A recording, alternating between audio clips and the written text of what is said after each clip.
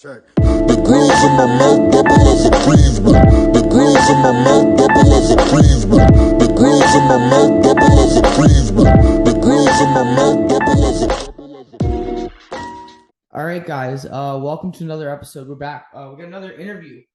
He's fighting November 17th at the Front Row Fight Club 2 card in Rebel, Toronto. Walel Watson, what's going on, man? What's up, brother? How you doing, man? Dude, I'm doing pretty good. I'm just excited for the card. Have you seen obviously you've seen the rest of the card. It's stacked, man. Like no biasness or anything. I'm doing I'll be doing the backstage interviews for the card, but no I think it's one of the top cards that any Canadian organizations put on this year.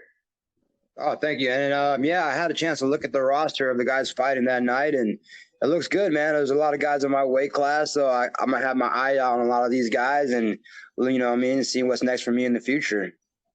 Yeah, for sure. So a lot of people, for those of you who don't know, you actually fought in the UFC a few times. You have some UFC veteran. I fought the likes of TJ Dillashaw, Mitch Gagnon. Yeah. So what was your experience like? Obviously, I guess to start from the beginning, right, man? Like just start from where you started and in your MMA career. What led you to the UFC and what you're doing now? What you've done since? With me, I grew up fighting, in the streets growing up. That's any kid out here in Southern California. We all grow up fighting, whether we're boxing our friends in the backyard for fun or whether, you're defending yourself against some beef. So I grew up fighting. I grew up playing football my whole life. And after junior college, I didn't really get any recruits that wanted me to go to a big time Division I program. I had looks from like small schools, D2s, NAIAs, and I feel like had I been informed properly and educated properly on the process, I might have gone to one of those schools. But at that time, it was D1 or nothing. So I didn't get no D1 offers. At that point, I stopped playing football, and I played a year of semi-pro where I tried to get picked up on a pro team off of that, because a lot of guys will do that out here. Is they'll play semi-pro, and they'll end up making it to a practice squad for a team, and they can earn their way onto the field from that. So I try to take the long route and do that, and that's kind of when I learned that those guys don't play football. When you get to the semi-pro and pro level, it's business, and those guys were cracking me and giving me several concussions that I was unaware of at the time, because you're a youngster, you don't know that these are concussions. Your coach is telling you it's a stinger, slapping you on the ass, telling you get back in the game, and it became a reality for me, man. My last football game, I got hit so hard I was temporarily paralyzed on the ground, and I don't even know to this day. I think about that moment. Maybe I wasn't even paralyzed. Maybe I was just knocked out, but my eyes were open, and I was trying to move my body, and nothing was functioning. And that was the last bid for me. After that, I stopped playing football altogether. And then my buddy Robert Peralta, he was already fighting at that time. He'd been fighting for a couple of years. He hit me up and asked me to come help him cut weight. He knew I was always interested in fighting, so he figured this was an opportunity to get my foot in the door. So I came to him. At that time, he was training out of a team that trained out of like this back house of this property. And I went there, and it was like a fight club to me. I'd never seen anything like it. I walk in the doors, and the ground's matted up. The walls are matted up. There's pictures on the wall. There's belts everywhere. And like right away, I just got like this different feeling in my body, like, oh man, like this is something crazy. I want to experience this. And I did my thing with him. I rolled around with him on the ground. I didn't know what the hell I was doing. I'm just trying to tackle him and help him cut weight. That's really what I was helping him do, was just cut weight that day. And the coach was like, yo, you want to fight? And I was like, me? He's like, yeah, man, I'll get you a fight. I'm like, but I don't have no training. And it was so crazy. Like when I first started fighting 14 years ago, you could just fight pro with no training under your belt, no legitimate background. And I just thought he was crazy. And he was like, listen, man, guys train for 2-3 years and then find out they don't want to do this. He's like, so the best thing for you to do is take this fight, see if you like it, and then you can start training. And my dumb ass was like, yeah, that sounds good. I'm going to go do that. So next thing you know, 4 weeks later, I'm on a plane flying to Querétaro, Mexico. And I ended up fighting the former champ out there right out the gate. First fight, I'm fighting a guy that's 9-3, just lost the belt a couple months prior, and they're trying to rebuild him. And I did decent against him. I lost still as I was supposed to. Any guy that's 9-3 should never lose to a guy that's 0-0 with no training. So I went out there, but I gave him hell. And what really lit the fire under me is I'm backstage, like dying, bodies collapsing from the adrenaline dump. And he comes back there and he's like, "How much training do you have?"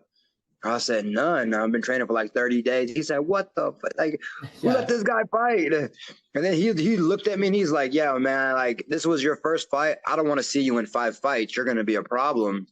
And that kind of like lit that fire under my ass when I knew like, all right, like I could really be good at this. I just got to start really training. And that's happened August 16th, 2008. This whole scenario happened. And after that, I came back to the States. I found a team and I started training every day religiously, like just nonstop every day, training. At that time, we didn't have amateur MMA out here in California. So what my coach would do at the time in San Diego, Manolo Hernandez, he would take me out to Mexico and have me fight at all these different bars and clubs and things like that, and little local events, any kind of like fight nights out here in Southern California. We drive up to them from San Diego to LA and compete in those. And we just kept doing that. And what happened was sign me up for the Pancras match. You can't be a pro. And even though I only had one pro fight and it was a loss, like I couldn't do that tournament. Yeah. But the trophy was so dope. The trophy was as big as me. So immediately I was hypnotized by the trophy. I was like, I want that thing. So we signed up and we just changed a letter in my name. So instead of spelling it Walel, we spelled it Wilel. And I made it all the way to the finals of this tournament.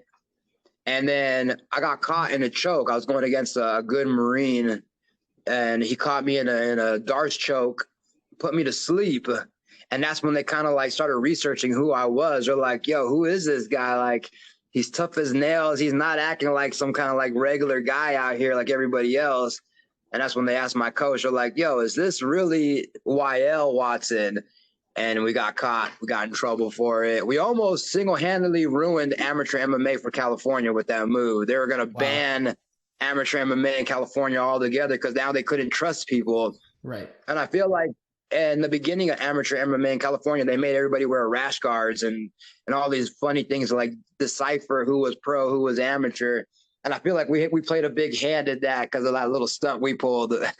Yeah. After that, I started fighting professionally, and I went on a 2-year winning streak where I'm just finishing everybody first round, maybe the second round tops. And I caught the attention of the UFC. All of a sudden, I get a message from Sean Shelby, and I thought it was a joke, like somebody was catfishing me. Get a message from Sean Shelby on Facebook, and he's like, "Here's my number, call me." So I called my coach, Manolo, and I'm like, "Yo, I think Sean Shelby's hitting me up, but I think it's a hoax." And he was like, "Well, call the number. How do you know it's a hoax?" And I'm like, "Why would he message me on Facebook, And he's like, "Well, how the hell else is he going to get a hold of you?" And I'm like, "Oh, I guess you're right." Yeah. He's like, "Just call the number and see if it's real." So first I punched in the area code online to see what it was, and sure enough, it's like Las Vegas. And I'm like, "Oh shit, maybe this is the real deal. This is Sean Shelby." Call him up, and sure enough, it's him. He's like, "What's up? This is Sean Shelby." I'm like, "What?" And he's like, "Yeah, man, we've been watching you. Like, we're really interested in you. You're an exciting fighter. Can you fight in 5 weeks?" And I was like, "Yes, I can." And that was all screw up from there. I was signed to the UFC. I came in, had an impressive debut, came in, knocked the guy out 75 seconds or whatever they said it was on a fast track to fighting for the world title one day. I was ranked like number 9, best newcomer, all that stuff. And I just didn't know how to handle all of that at that time. I come from a small town, and people in my town and my city don't really do anything big. They don't end up on TV, things like that. And it was just too much for me at one time. I needed to be grounded. And at that time, nobody could tell me anything. I kind of just rushed everything. I wanted to fight for the belt, I came into the UFC calling everybody out, just being a fool, Just being a real fool at that time. And that before I knew, I fought 4 times in I think 8 to 9 months. Like ridiculous, ridiculous. Like I was going back to back to back to back camps. You know, I'm not even giving my body a chance to rest. And I feel like that's what hurt my performance in the UFC. I didn't give myself a chance to grow in between each fight. I was just in such a hurry to get back in the cage because that's all I knew. That's how I built my career before I got to the UFC. I was fighting every other week, twice a month. I was fighting as much as I can. I think from my quote unquote amateur to pro career, I fought 10 fights in 1 year, won 10 fights. So, you know, I was really feeling myself. I thought I was the best thing since sliced bread that comes to the 135 division. I thought nobody could touch me.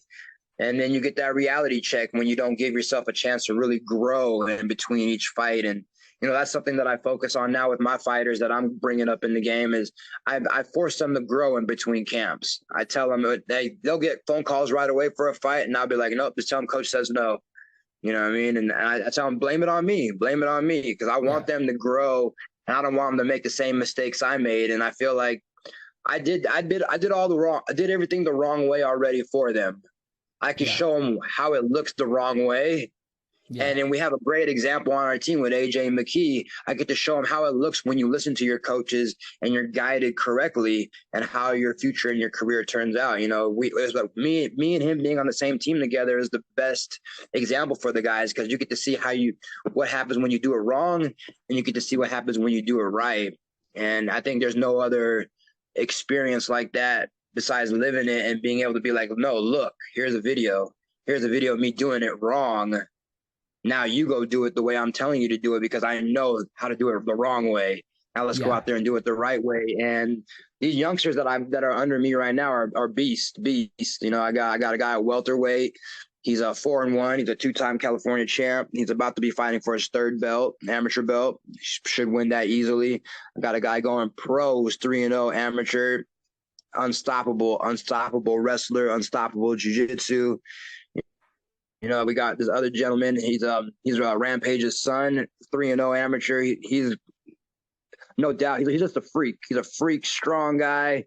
Does things that are just unimaginable. And I have a bunch of other really young dudes that are 17, 18, 19 that are just going to be monsters because they're in the gym with grown men, getting the knowledge from me and Antonio. They're getting, between us two combined, they're getting over 44 years of knowledge stuck into their brains at 17, 18, 19. Knowledge I wish I had at that age. And they're going to be monsters, man. And, you know, so that's the cool part of, you know, everything I've done in my career leading up to now in the last 14 years is now I got a whole bunch of knowledge to share to this next young group, this next young generation that are just killers. Yeah, for sure, man. You're definitely one of the. It's cool to see when just like that transition from fighter to coach, right? We're starting to see it now, especially I think the biggest example that most people know about is the Khabib example, right? I mean, Khabib was, you know, fighter, he had the retirement, now he's looking to have a pretty successful coaching career, you know, like Bilal Muhammad and Islam both picked up wins under his, not under, like, while he was cornering them, the latest pay-per-view. So, and especially the story you just told, like, it's just always interesting to see how, sorry, my face is all weird. I just got a new camera. It's all fucked up. Sorry about that. No worries. What are the most difficult parts, or if it was difficult at all for you from the transition from fighter to coach? Was there like an ego thing you had to let go of? Was there like what were the hardest challenges of the transition for you? Obviously, you still are a fighter, but you know what I mean. Yeah. I'm in the middle of the transition right now. I'm literally going through it every day, man. Honestly, you know, I keep telling myself, I said, I'm done. I'm just going to focus on these guys because they need me, and they do need me. They need my full attention 24/7, you know, and I need to be there for them, whether it's their fight camp, whether they got to go for a fight, you know, whatever the scenario, the case may be. And it's battling the ego. It's battling the fire inside, you know, the fire inside me. I feel like I still have unfinished business, but being around the game for 14 years, you understand the business, you know what I mean? And you understand that most promotions aren't going to try to get behind you at 38. You got over 30 fights, your career, your record's half and half. Like, chances are I'm not going to get a promotion that's going to try to build me up, try to make me a champion. That opportunity came and gone already. So for me at this point, I fight because the fire is still in me. But I know at some point, whether the fire is still lit or not, I'm gonna have to extinguish it and just focus on these young men that I got, because they deserve that attention right now, where they're at and their time and the dedication that they've done for me. Like I need to put my time and my attention into them. Do you think so yeah, you're just saying the fire's still lit, and whether you like it or not, you might have to extinguish it. Do you think when that time comes, do you think it's gonna be do you anticipate being a solely you decision, or is that something you discuss, with your friends, with your family, with your teammates, or is this gonna be a combination of everyone's thoughts? It's hard because even when people tell me to stop it, I don't listen. My coach back in San Diego, he's got mad love for me, and he wanted me to retire like 7, 8 years ago. He was like, yo, man, like, save your leg. When my record was whatever it was, 10-4, 11, and he's like, man, just retire now. You got a winning record, da da da, blah blah blah, and I couldn't listen. I kept fighting. I kept, and things happen. Unfortunately, I've never been in a fight where I'm just being dominated, besides the fight against TJ Dillashaw, where he just wrestled me for 15 minutes.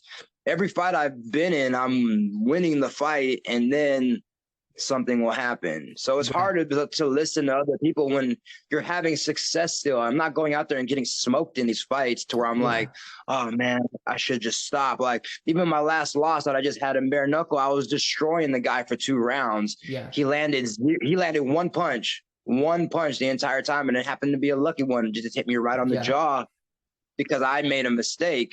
So it's hard to be like, yeah, you know what, I am done, because I'm having so much success still in all of my fights, even my losses.